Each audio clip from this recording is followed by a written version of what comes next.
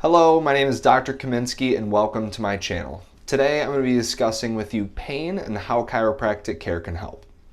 If you haven't already, please like this video, share, and subscribe to stay up to date with my future videos. And without further ado, let's get started.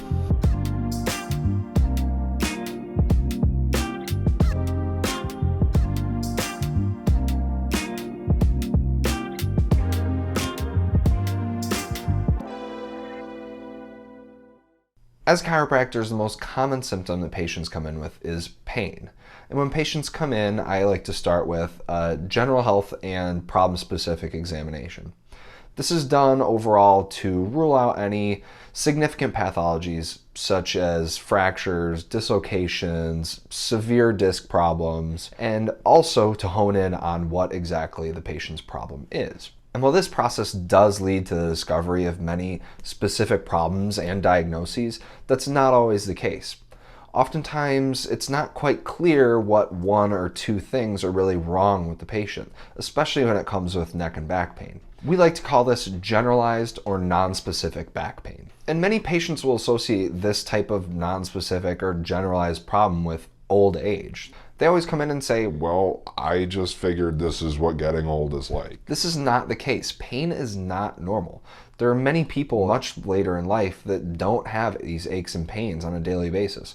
There are also plenty of young people with generalized pain. This misconception is due to the process that typically leads to these generalized pain conditions, something called microtraumas.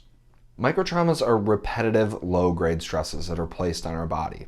These are typically occurring throughout our activities of daily living, and they're not obviously problematic. These microtraumas then add up over time. They normally come in the form of regularly sustained poor postures or activities that are done repetitively throughout the day, such as bending or lifting. Patients tend to end up in our offices because the pain has just progressed to a point where they can't deal with it anymore, or they've experienced a straw that breaks the camel's back type of event. These type of events are a result of a problem that's been building up over time, and some unsuspecting action has precipitated or worsened it.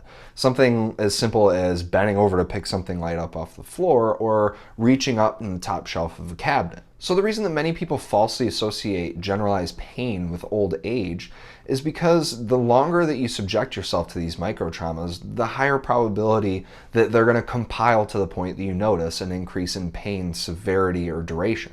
This, combined with a lack of clear mechanism of injury in many cases, leads people to believe that this is just something that happens with age. For example, let's take an activity that's famous for poor postures and microtraumas: computer work. So if you're working at the computer for 5 hours a day for a few days or even a few years, the odds of you building up enough microtraumas consistently to increase your pain is very low.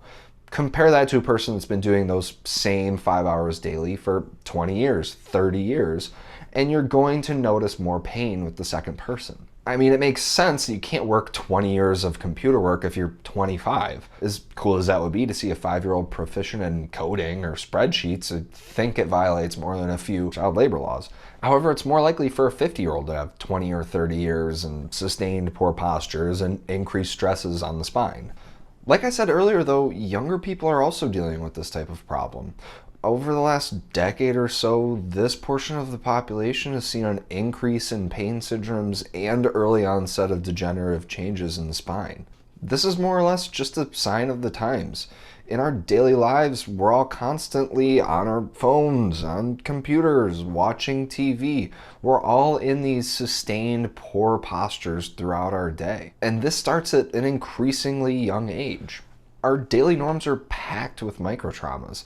And as bad as these actions are, it's just kind of the way life is. You know, people have jobs to do and lives to live. And I wish that I could just wave a magic wand and solve all of our problems, but I suppose if I could, chiropractic school wouldn't have been as appealing to me. Anyways, at this point you may be asking yourself, so where do chiropractors come in? How can we stop this problem that's unavoidable? Why do you keep babbling on about magic wands? Well, the good news is that your local chiropractor can help.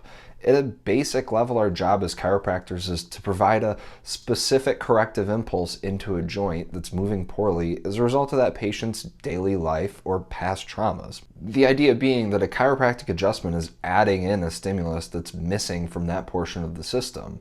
This would then undo that negative movement pattern and lead to a decrease in pain. This breakdown of chiropractic care is supported by a widely accepted premise known as the pain-gait theory.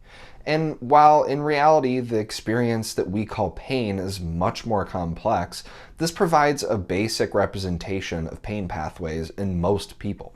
The pain-gait theory refers to the intimate relationship between nociceptors that send pain signals to the brain and mechanoreceptors that send other sensory information, such as touch, vibration, or pressure. When parts of our bodies are subjected to potentially damaging stresses, specific pain fibers send this information to the brain, which we experience as, "Oh, that hurts." Separate fibers of our nervous system relay information from mechanoreceptors that tell our brain what areas of our body are feeling outside of pain or what they're doing, where they're at in space.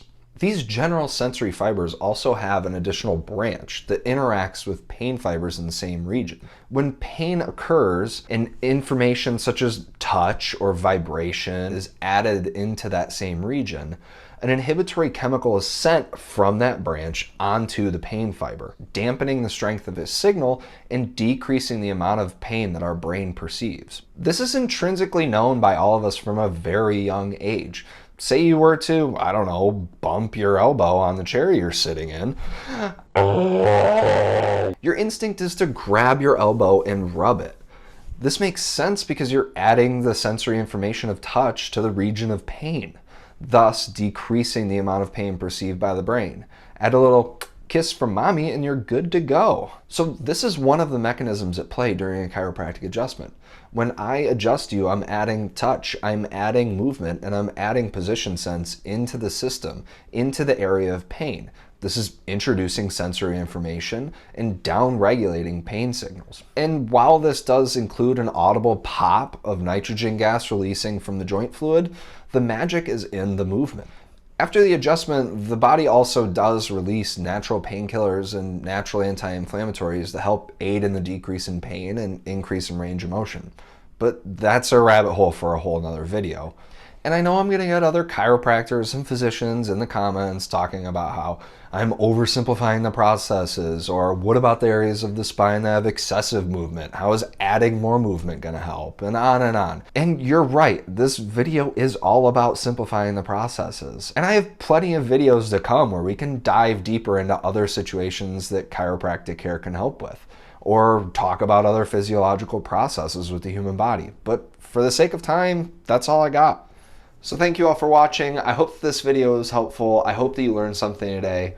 Go ahead and comment down below with any questions that you may have, or to suggest other topics that you'd like me to cover in my future videos. Also, check out the links in the description to find me on Facebook, Instagram, or in the office. If you guys are in pain, or you're just looking to improve your overall health and wellness, get out there and find your local chiropractor. And with that being said, have a great rest of your day, and I will see you next time. Symptom the patients present with. Specific.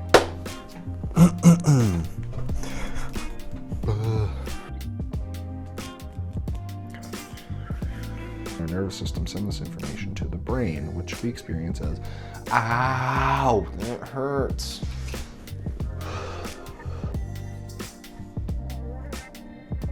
Also, check out the links in the description to find me on Facebook, Instagram, or in the office. I think that's it.